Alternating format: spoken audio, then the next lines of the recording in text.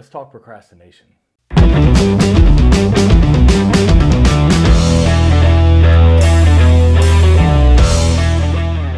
Procrastination is when you don't do what you need to do when you need to do it, because in short term, it's more pleasurable, it's easier, it's more certain, it's more comfortable to be distracted and entertained than to buckle up and get the work done that you need to do in order to get the results that you're looking for.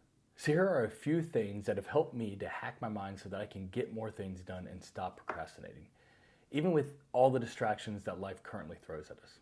Number one, prepare. You are more likely to not procrastinate if you plan ahead of time. So what do I mean by this?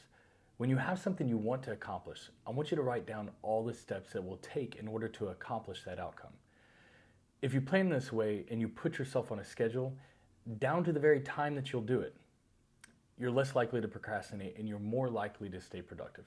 A lot of times we procrastinate because we're looking for that dopamine hit, that we get from distractions such as social media or YouTube or whatever it may be for you. Surprisingly enough, if you create a checklist, and I know this sounds simple, but it works. If you create a checklist, when you accomplish that first task, the satisfaction you get from checking that off the list will very closely imitate the feeling that you get from other sources of dopamine, such as social media. The only difference is, I would consider this a healthy dose of dopamine. Using this step will bring clarity, and a lot of times procrastination is because we don't have clarity on where we're going. It's hard for our minds to stay on track when we don't know exactly where we're going or how we plan on getting there. I heard a really good example of this.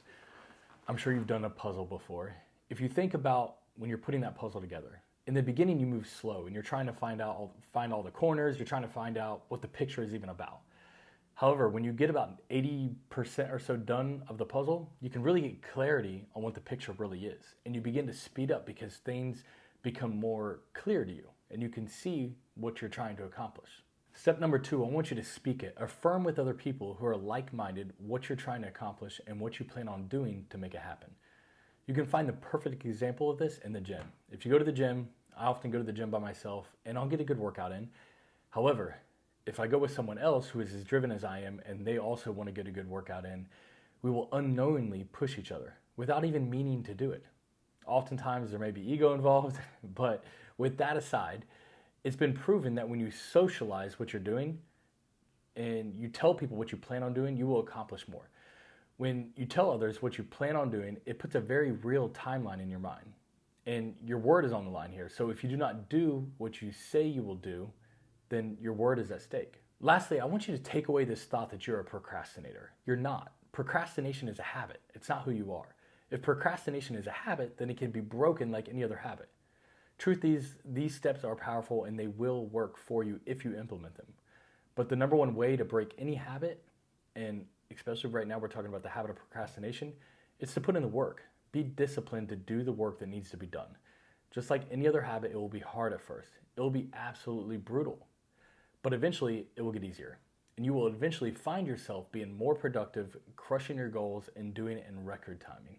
I hope you got value from this short video. I know that these steps have really helped me in my life, helped me to move faster and accomplishing my goals quicker. So if you got value from this, please remember to subscribe, leave me a comment, and until next time, stay savage.